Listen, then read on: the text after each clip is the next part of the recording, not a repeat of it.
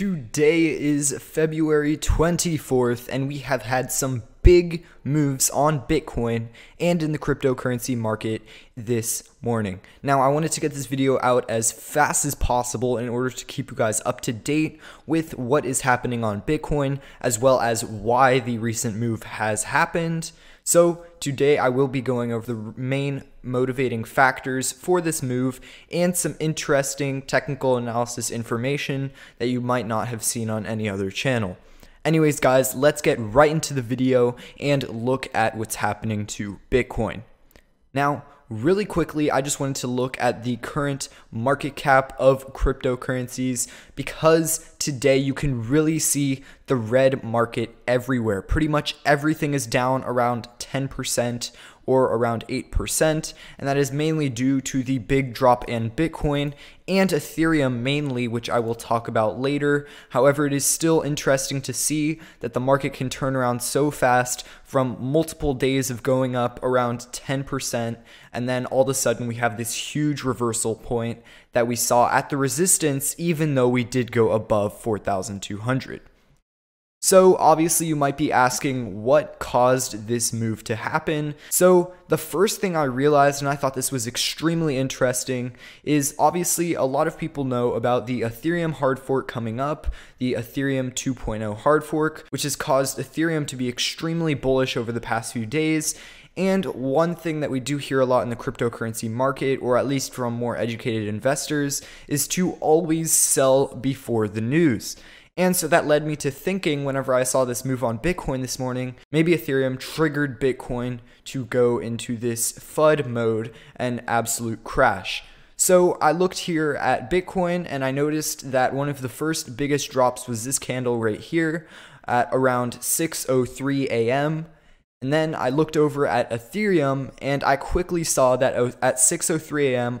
on Ethereum, we did see a move of around 12% in this one candle. In a 1 minute candle, Ethereum went down 12%. Obviously, that's likely due to a large whale selling a lot of Ethereum at once. But anyway, that did trigger this market move. And I think once this move happened on Ethereum, that's really what led Bitcoin to follow and absolutely crash from its recent high and test of 4,200.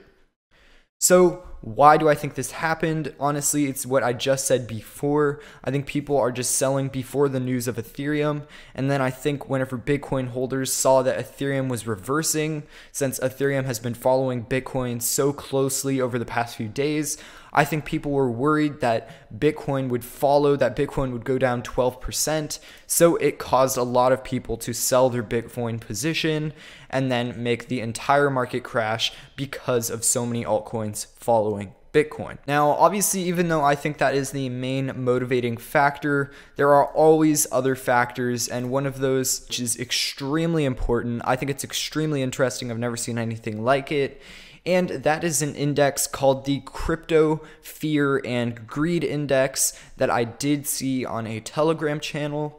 Now, I think this is extremely interesting because basically what they do is they measure the crypto fear and greed in certain crypto markets.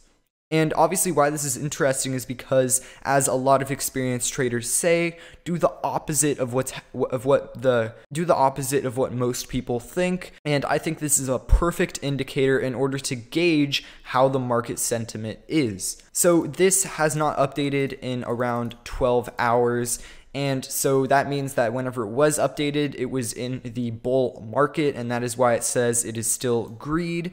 Now, I thought this indicator was extremely interesting because whenever you look down here, you can actually see a chart of what the fear and greed was for certain time periods, and the higher the value, the more greed there was. And normally, whenever the greed goes up a lot, that means that Bitcoin is at a reversal point, or a point where it's going to likely go down because it's overbought, similar to RSI like I just showed you.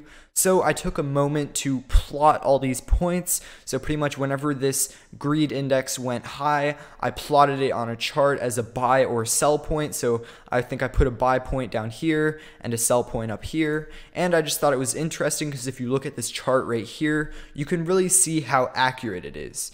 it caught these moves on Bitcoin almost perfectly, as well as the tops of these two large moves right after the Bitcoin crash. So I think this indicator has been very, very accurate, and it actually did predict the move that we saw yesterday. If you look here, the crypto greed and fear index was at 69. And as you can see up here, it was extremely towards the greed side, which led to the crash that we saw, or at least that's what I think. So now that I talked about why this move happened and ways that you can track it with the crypto fear and greed index, I wanted to talk about some technical analysis and what I think is going to happen. So the first thing I wanted to point out is obviously on this previous Bitcoin move, on this breakout, we did see this interesting pennant forming before we did see this large move, and I still think that this could play an important role in the future of Bitcoin, because I think that this will be a key support point for this downwards move. Basically what I'm saying is I think that this move is going to bounce off of this point right here and then rebound up and retest the $4,200 level. Now you might be wondering, why is that? The reason is because if you do look here, this is our main resistance point and this is our main uptrending line right here. And then we also have this previous pennant from Bitcoin that we did break out of. And normally on pennants like this, the previous resistant line turns into the support line if we do touch it again.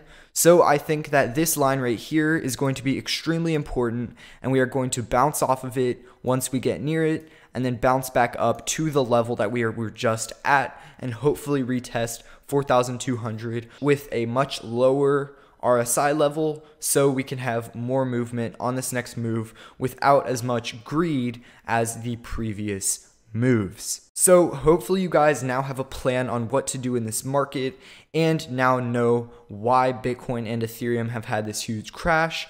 Thank you guys so much for watching this video. Make sure to subscribe if you do like my content, and see you guys in the next video.